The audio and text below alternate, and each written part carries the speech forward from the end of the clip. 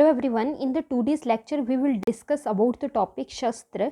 सबसे पहले इसकी परिभाषा की बात कर लेते हैं। शस्त्रम ही शरीर हिंसकम इति, अर्थात जिसके कारण शरीर को अधिक प्रमाण में वेदनाएं होती हैं उसे शस्त्र कहते हैं। शस्त्रम ही शरीर हिंसकम इति। सुश्रुत ने जो है शस्त्र की संख्या जो है वो 20 बताई है। अब बात कर लेते हैं कि कौन कौन से टाइप्स हैं इसमें। सबसे पहले आता है हमारे पास, अब ये जो 20 का जो नंबर याद करना है ये आप सीक्वेंस में याद करेंगे। जिस हिसाब से मैं आपको ट्रिक बताऊंगी तो आपको इजी हो जाएगा याद रखने के लिए। सबसे पहले आता है आपके पास मंडलाग्र, नेक्स्ट आता है करपत्र, वृद्धिपत्र। देखो, एक तो आपने सबसे पहले याद कर लेना है मंडी से, राइट। मतलब शस्त्र लाया, कहाँ से लाया? मंडी से लाया। जैसे ही शस्त्र की बात आएगी आपको सीधा याद कर लेना है कि मंडी से शस्त्र लाया, तो मंडलाग्र पहला हो गया। उसके बाद जो है वो मंडी में ज़्यादातर क्या होते हैं? पत्ते होते हैं, तो पत्र से याद रखना है। कर पत्र, वृद्धि पत्र, एक हो गया कर पत्र, दूसरा क्या हो गया? वृद्धि पत्र हो गया। एक हो गया नख शस्त्र, नख शस्त्र। अब देखो, ये तो आपको याद हो जाएगा। कई बार हम बोलते हैं कि जो नाखून है वो भी शस्त्र का काम करता है, तो नख आपको याद हो गया, राइट। और नक्षत्र मुद्रिका। अब मंडलाग्र आपने याद कर लिया तो एम स्क्वायर याद कर लेना, मुद्रिका, राइट। एक हो गया आपके पास उत्पल पत्र। अब पत्र याद कर रहे थे तो कर पत्र हो गया, वृद्धि पत्र हो गया, उत्पल पत्र हो गया। अब हो गया अर्धधार, अर्धधार। अब शस्त्र की जब भी हम बात करते हैं तो आपके माइंड में क्या आता है कि शस्त्र की धार कैसी है, तो अर्धधार। एक हो गया सूची, सूची। और एक हो गया कुशपत्र, कुशपत्र। अब देखो, पत्र कौन से हो गए उनको एक साथ रिकैप्चुलेट करो। करपत्र, वृद्धि पत्र, करपत्र, वृद्धि पत्र, उत्पल पत्र और कुशपत्र। एक हो गया आटीमुख, आटीमुख। एक हो गया आपके पास शरारी मुख, शरारी मुख। आटीमुख हो गया। अब आटे से याद रखना, आटे से आप याद रखना कि आप मंडी गए, वहाँ से आपने पत्ते लाए। अब पत्ते के साथ साथ आपने क्या लाया? वहाँ से आटा भी लाया। तो एक हो गया आपके पास आटी मुख। ओके, नेक्स्ट हो गया। अब आटा जो है आप लाए तो इससे जो है किसको भोजन मिलेगा? आपके शरीर को, राइट। इससे आपके शरीर की वृद्धि होगी उस आटे से, तो आप याद कर लेना शरारी मुख, शरारी मुख। एक हो गया शरीर से याद कर लेना शरारी मुख। एक हो गया अंतर्मुख, शरारी मुख हो गया, अंतर्मुख हो गया। कुठारिका। अब ऐसे याद रखना, मंडी के जो लोग होते हैं वो कैसे होते हैं? कठोर, तो कुठारिका, कुठारिका। अब मुख, मुख में ही व्रीहि मुख साथ में कर लो। एक हो गया आटी मुख, शारीरी मुख, अंतर्मुख और व्रीहि मुख। एक आ गया नेक्स्ट आपका, दैट इज वेतस पत्रक, वेतस पत्रक, दंत शंकु, वेतस पत्रक। अब पत्ते में ही आपने वेतस का पत्ता भी याद कर लेना है। दंत शंकु, दांत से याद कर लेंगे, दंत शंकु। नेक्स्ट आता है आपके पास त्रिकुर्चक, त्रिकुर्चक। आरा, ये तो कॉमन सा है। और एक आ गया आपके पास बडिश। नेक्स्ट इज एषणी, ये भी कॉमन सा है।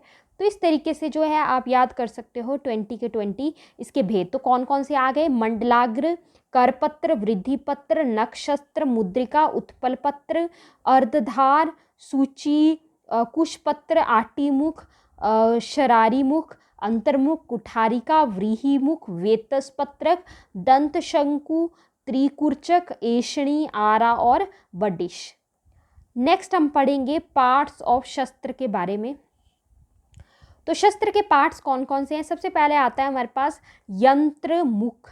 यंत्र मुख जो है वो क्या हुआ? ये हुआ आपका जो शस्त्र का जो कार्यरत भाग है, यानी कि जो वर्किंग पार्ट है। नेक्स्ट आता है मुखाग्र, मुखाग्र यानी कि शस्त्र का जो अग्र जो भाग है, मुखाग्र, अग्र भाग मतलब जो टिप जो है शस्त्र की।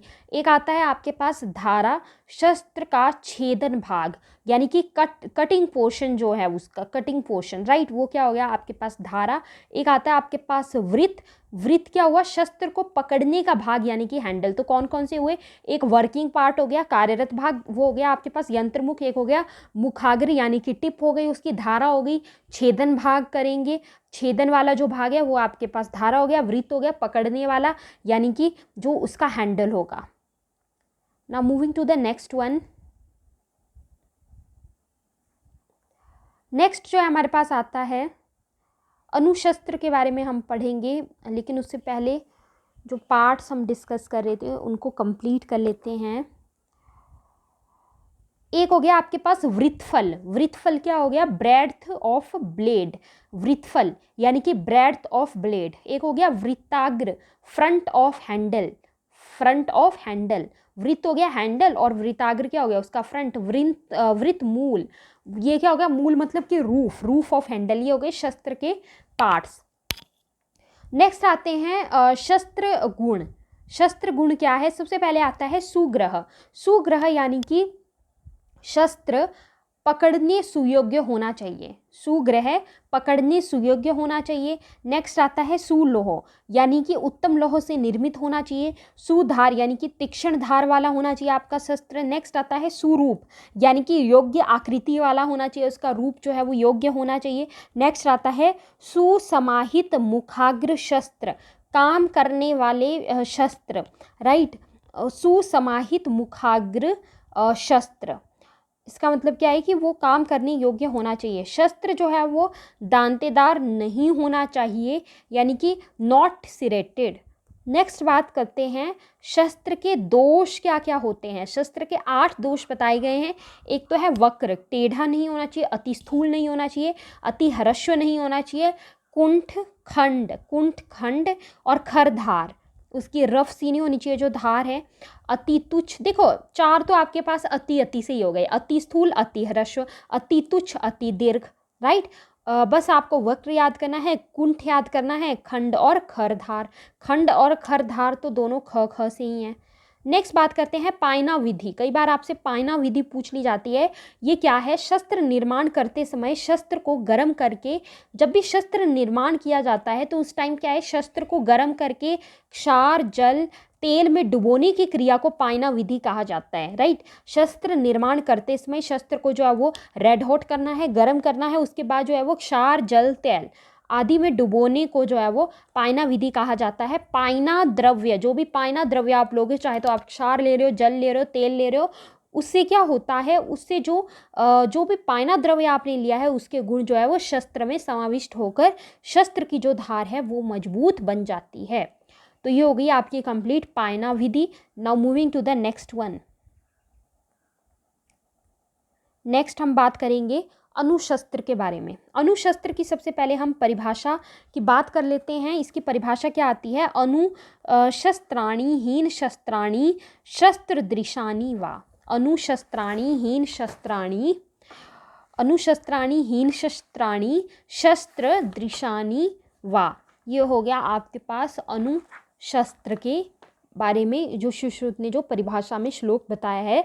इसका अर्थ क्या हुआ कि अनुशस्त्र आर इन्फीरियर शस्त्र, राइट। ये इन्फीरियर शस्त्र होते हैं। हीन यानी कि इन्फीरियर हैं, शस्त्र के कंपैरिजन में तो इन्फीरियर ही हैं, राइट। अब इनको यूज़ कब करेंगे? इनको यूज़ तब करते हैं जब शस्त्र जो है वो अवेलेबल नहीं होता है। प्रयोग जो है इसका मेन तभी है, एक तो अगर शस्त्र जो है अवेलेबल नहीं है तब हम इसका यूज़ कर सकते हैं, चिल्ड्रन में यूज़ कर सकते हैं, और if patient not inclined to undergo surgery with शस्त्र, यदि जो पेशेंट है वो शस्त्र के द्वारा सर्जरी नहीं कर सकता है, यानी कि वो भीरू टाइप का है, अफ्रेड ऑफ सर्जरी है, right, he is afraid of surgery, तो उस केस में जो है हम जो है वो अनुशस्त्र का यूज़ जो है वो करते हैं। नेक्स्ट बात करते हैं अनुशस्त्र की। अगर हम संख्या की बात करें तो सुश्रुत के अनुसार जो है वो 14 बताई गई है। अब देखते हैं कि कौन कौन से हैं। सबसे पहले आता है आपके पास त्वक्सार। त्वक्सार स्फटिक कांच, त्वक्सार स्फटिक कांच। अब क से ही कुरविंद, कुरविंद। तो ये जो आपको 4 मैंने बताए, त्वक्सार, स्फटिक, कांच और कुरविंद, इनका यूज़ जो है वो किसके लिए? छेदन एंड भेदन के लिए। छेदन और भेदन कर्म है इनका दोनों का, राइट। आपको याद रखना है सिब्बी, छेदन और भेदन इन चारों का, त्वक्सार, स्फटिक, कांच और कुरविंद। नेक्स्ट आता है शेफालिका। शेफाली से याद रखना है कि शेफाली नाम की कोई लड़की है, राइट। शेफालिका पत्र, एक हो गया करीर पत्र। अब पत्ते पत्ते याद कर लो, करीर पत्र, शेफालिका पत्र, शाक पत्र, गोजीभा पत्र। इनका यूज़ जो है वो मुख व नेत्र शस्त्र वर्तम रोगों में विश्रावण के लिए होता है। नेक्स्ट बात करते हैं जलौका, अग्नि, क्षार। अब ये तो आपको कॉमनली यूज़ होते हो, आप देखते हो। जलौका का यूज़ रक्त मोक्षण के लिए होता है, अग्नि का अग्निकर्म के लिए होगा ऑब्वियसली, क्षार का यूज़ जो है वो क्षार कर्म के लिए होगा। नेक्स्ट बात करते हैं अंगुली, बाल, नख। अंगुली, बाल, नख। अब अंगुली और बाल का यूज़ हम ऐषणी के अभाव में ऐषण कर्म के लिए करते हैं। अंगुली और बाल का यूज़, नख जो है, नख का यूज़ जो है वही छेदन, भेदन और आहरण के लिए। सो ये हो गया हमारा कंप्लीट टॉपिक अनुशस्त्र। देखिए इसमें ये जो आपको टाइप्स बताए गए हैं और जो भी शॉर्ट ट्रिक्स बताई गई हैं आपको कंफ्यूजिंग हो सकता है स्टार्टिंग में, लेकिन आप अगर अपने पास एक लिस्ट बना लेते हो और उसको रीड आउट करते रहते हो 3-4 बार, अगर आप उसको रीड आउट करोगे तो ये अच्छे से याद हो जाएंगे आपको सारे के सारे टाइप्स और संख्या। So I hope you like this video. Thank you so much.